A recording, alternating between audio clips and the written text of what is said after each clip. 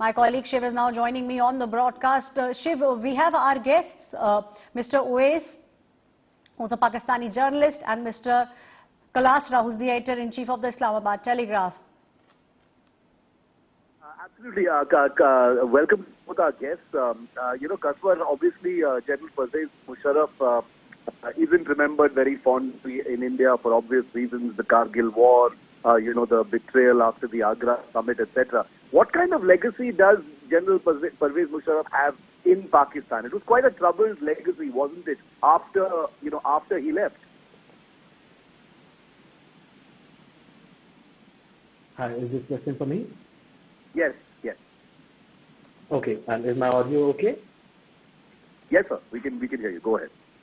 Okay, so when you talk about the legacy of Pervez Musharraf, I remember clearly when he came into power in around 1999, 2000, he was celebrated. People were distributing sweets and they were happy that this guy is here, although it was a martial law, but people were kind of fed up with the two political parties set up, like the Pakistan People's Party and the Pakistan Muslim League Nawaz. Those were the two political parties, they were taking turns. But then this guy came and he announced that he will be ending corruption, and he came to the people of Pakistan as a savior, and that's what was being celebrated. And I clearly remember people on the streets being very happy about his government. And but the problem started when he gave NRO to these two political parties, and he started to kind of cling on to power. He was not taking off his uniform. He had dual roles to play. The people were demanding that either he should be the president or chief executive, and he should not hold the position of the chief of army staff. That is something which I remember, and this is where the problem started. So once he removed the tag of the chief of army staff, he started to delay elections instead of having elections and getting the country on the political course again. That was a problem that he created. But people in Pakistan still remember him as a hero because of quite a few things. One, he was vocal when he went to India and gave interviews. Again, we all remember how he met Mr. Vajpayee. He went on to shake hands with him. So he was not a person who was just pro-war. He was pro-peace also. And that gesture was revered in India also. So it's like he was a balance of both sides. And now when he's no more, obviously when it comes to India, you will be thinking that he is the villain. For us, he was a president. He was a hero.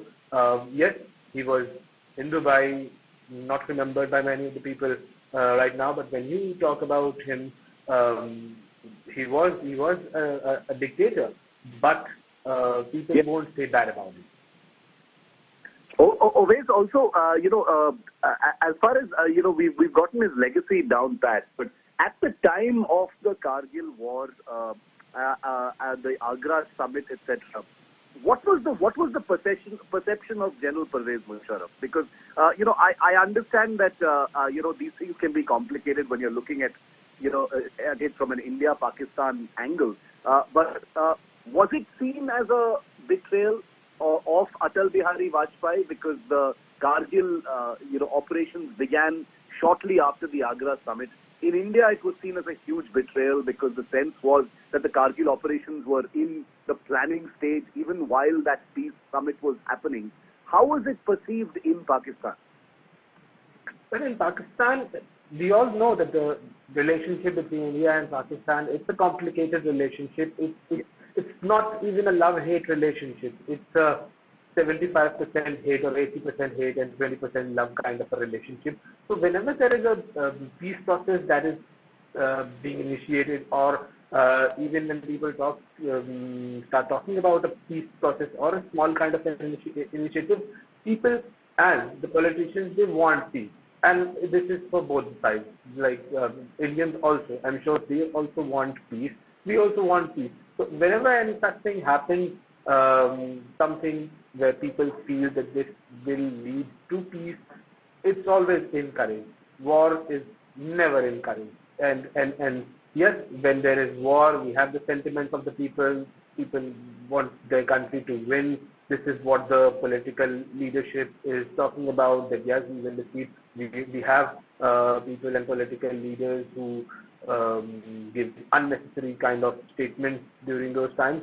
But when it comes to the common people, it's always that they want peace and they encourage peace activities. So Kargil war, when it comes to the war, people have a sentiment attached to it. They feel that yes, we were winning and Nawaz Sharif did wrong by calling the troops back, and they feel that Musharraf was a hero. Absolutely. I don't know if we still have Aswar Klasra with us, but Aishwarya, the legacy of Pervez Musharraf, like I said, he continued to be a rabble-rouser as far as India was concerned long after demitting power in Pakistan and sort of moving into a semi-exile to the Middle East. He continued to be a hardliner as far as India was concerned. His own role in the Kargil war, his own role in the deterioration of the situation in Pakistan, became much more complicated after he left Pakistan, because his reputation took a bad hit after he chose to leave. But in India, as far as India is concerned, he never took his foot off the pedal. He continued to say very, very aggressive things. He continued to attack India at every step. He was frequently invited to international fora where he, continued to raise the Kashmir card, talk about India. Never for a moment did he ever give the impression that Kargil was a misadventure as far as Pakistan was concerned. And therefore, the Musharraf that India had come to know so well during the Kargil operation was very much the Musharraf that India experienced long after the Kargil operation was over as well. So he had a very, very specific very specific kind of hatred as far as India was concerned, even though peace overtures were actually made towards him. So in that sense, his legacy will continue to be a very problematic one as far as India is concerned. Now we've seen leaders since then, like Nawaz Sharif, like Imran Khan, who've also been problematic, because like Owais very rightly said, the India-Pakistan relationship is not black and white. It has always been extremely complicated, problematic, tense, fraught with issues. But there have been chapters where Indian and Pakistani leaders have been able to break bread, with a reasonable amount of trust.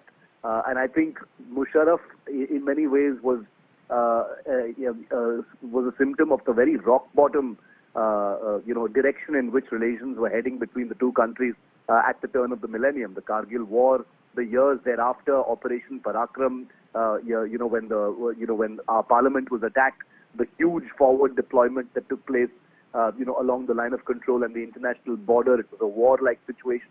All of these have only deteriorated an already complicated situation. I should also point out that Pervez Musharraf, who has always been instrumental in denying Pakistan-sponsored terror, continued to do that even after he left Pakistan, after he left office. He continued to point a finger at India, point a finger at India's raw research and analysis wing, our intelligence agencies, and propagate that bogey that terror attacks that took place in Pakistan were the work of India, that the fact that India constantly blamed groups like the Lashkar-e-Taiba and the Jaish-e-Mohammed was a figment of our imagination. So that entire propaganda, Pervez Musharraf embodied to the hilt.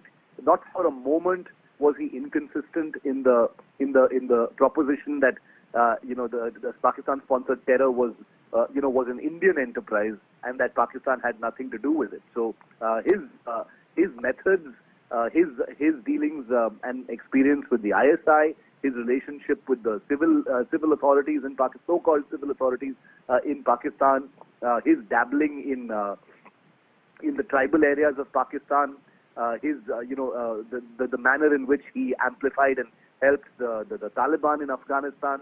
All of these factors, played a really big role in what would happen in the years following it. And remember that shortly after the Kargil war, there was the 9/11 attacks. Then you had Operation Parakram. So this was a man who was the dictator of Pakistan, the leader of Pakistan, at a time when the entire world was changing. And I don't think anyone can ignore the role that he played in making the world a much worse place. The fact that two nuclear neighbors, had their daggers drawn against each other, was principally because of Pakistan. The Jaish-e-Mohammed's attack on the parliament happened very much under Pervez Musharraf's watch, and practically bringing two nuclear neighbors to a confrontation, to a hot war, was something that will go down in history as something that Musharraf himself presided over. So this was a man who, far from having defended his country well, was someone who lost a huge number of military personnel for absolutely nothing in Kargil. There was no way that operation was going to be successful, which is why nearly all history books call it a misadventure. So I think Musharraf will be mourned by his relatives, his some admirers. I'm sure many in Pakistan still admire him. I wonder how many. But at the end of the day, this is a man who worsened Pakistan's reputation in the world. He was not very trusted, across the world. He was a person who, many world leaders, not just Pakistan, didn't have many good things to say about. And in his famous visit to the United States, he went on to the Jon Stewart show as well in an effort to sort of craft a people-friendly and television-friendly image. But at the end of the day, I think it was pretty much a defeated move, because